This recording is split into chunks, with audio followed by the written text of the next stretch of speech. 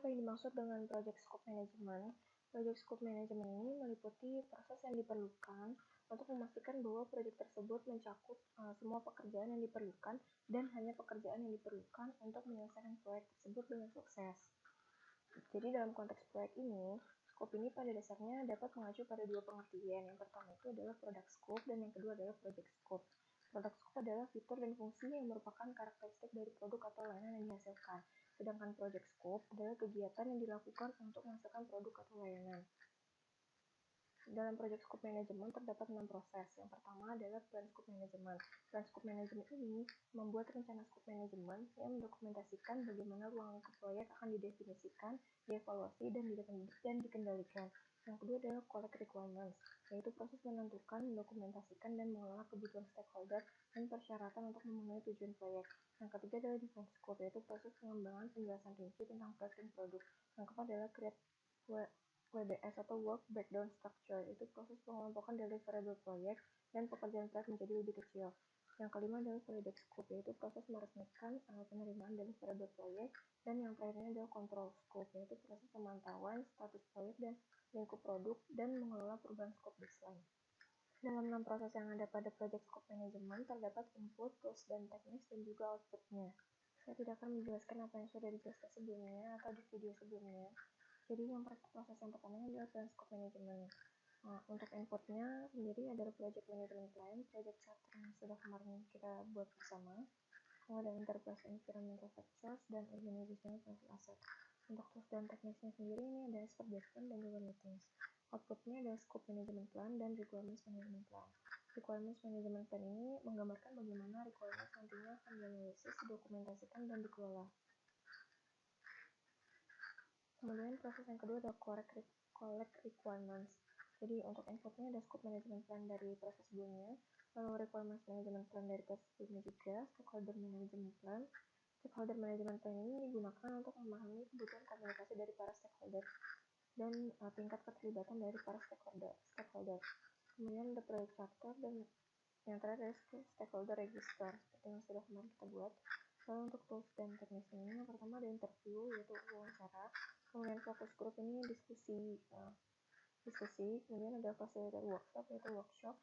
Grup creativity teknik ini dalam grup, kemudian grup decision making ini menentukan keputusan dari grup sendiri.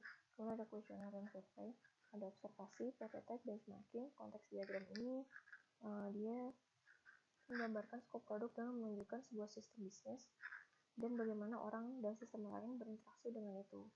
Kemudian ada dokumen analisis. Dokumen analisis ini digunakan untuk memperoleh kebutuhan dengan menganalisa dokumentasi yang ada dan mengidentifikasi informasi yang relevan dengan kebutuhan. Kemudian outputnya ada requirements documentation. Requirement documentation ini yang menjelaskan bagaimana kebutuhan individu memenuhi kebutuhan bisnis untuk proyek. Nah, lalu requirements traceability matrix. Ini contohnya di sebelah kanan ini merupakan contoh requirements traceability matrix. Requirement sendiri dapat dikelompokkan ke dalam klasifikasi yang memungkinkan untuk perbaikan lebih lanjut. Ada business requirement, stakeholder requirement, lalu ada solution requirement, transition requirements, project requirements, dan quality requirements. Proses selanjutnya adalah define scope. Untuk inputnya pertama adalah scope management plan, lalu project charter, lalu requirement documentation, dan organizational process asset. Untuk tools dan tekniknya yang pertama ada expert judgment, lalu ada product analysis. Product analysis ini untuk project yang menghasilkan produk, termasuk teknik seperti breakdown produk, analisis sistem, analisis kebutuhan, dan lain-lain. Lalu ada alternative generation. Alternative generation ini merupakan teknik yang digunakan untuk mengembangkan banyak pilihan yang potensial yang mungkin untuk mengidentifikasi pendekatan yang berbeda untuk menjalankan dan melakukan pekerjaan proyek. Kemudian ada facilitator workshop. Untuk outputnya sendiri ada project scope statement. Project scope statement ini merupakan deskripsi dari project scope-nya, kemudian dari variables yang utama, asumsi, dan juga batasan, dan ada project documents update. Kemudian ini ada project charter dan project scope statement perbedaannya. Jadi untuk project charter ini dia lebih ke high level requirements dan project scope statement ini lebih ke detailnya. Kemudian proses selanjutnya adalah create WBS. WBS ini work breakdown structures. Kemudian inputnya yang pertama ada scope management plan, lalu project scope statement, lalu requirement documentation, ada enterprise environmental factors, dan organization process asset. Untuk tools dan tekniknya, pertama ini ada decomposition. Decomposition ini merupakan sebuah teknik yang digunakan untuk membagi project scope dan project deliverables menjadi lebih kecil yang lebih mudah untuk dikelola. Lalu ada expert judgment. Untuk outputnya sendiri ada scope baseline. Scope baseline ini merupakan versi scope statement yang telah disetujui WBS dan WBS Dictionary yang dapat diubah hanya melalui prosedur perubahan kontrol formal dan digunakan sebagai dasar untuk perbandingan. WBS Dictionary sendiri ini merupakan sebuah pendukung dari WBS yang berisi dokumen yang memberikan detail dari deliverable, aktivitas, dan penjadwalan informasi tentang masing-masing komponen dalam WBS. Kemudian ada project document updates. Nah, yang di sebelahnya ini merupakan gambar contoh dari WBS sendiri.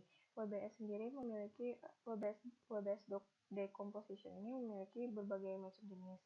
Ini salah satu jenis dari WBS decomposition. Selanjutnya adalah validate scope. Untuk inputnya pertama ada project management plan, lalu requirement documentation, requirement traceability matrix, verified deliverable. Verified deliverable ini merupakan project deliverable yang telah selesai dan kemudian diperiksa untuk kebenaran melalui proses quality control. Kemudian ada work performance data. Work performance data ini dapat mencakup tingkat kepatuhan terhadap persyaratan, jumlah ketidaksesuaian atau jumlah siklus validasi yang dilakukan dalam jangka waktu tertentu. Untuk tools dan tekniknya, yang pertama ada inspeksi. Itu pemeriksaan meliputi kegiatan seperti mengukur, memeriksa, dan mengevaluasi untuk menentukan apakah pekerjaan dan deliverable memenuhi persyaratan dan kriteria penerimaan produk. Kemudian ada group decision making techniques. Lalu outputnya ada accepted deliverable, yaitu deliverable yang memenuhi kriteria penerimaan secara resmi, ditandatangani dan disetujui oleh pelanggan atau sponsor. Change request ini untuk yang deliverable yang tidak memenuhi kriteria secara resmi. Kemudian work performance information ini deliverable diproses untuk diperiksa dan disposisi melalui proses perform integrated change control. Kemudian ada project document updates. Proses selanjutnya yaitu yang terakhir adalah control scope. Untuk inputnya yang pertama ada project management plan, lalu requirements documentation, ada requirements traceability matrix, lalu work performance data, dan organization process asset. Untuk tools dan tekniknya itu hanya ada satu, yaitu variance analysis. Variance analysis ini adalah teknik untuk menentukan penyebab dan tingkat perbedaan antara baseline dan kinerja sesungguhnya.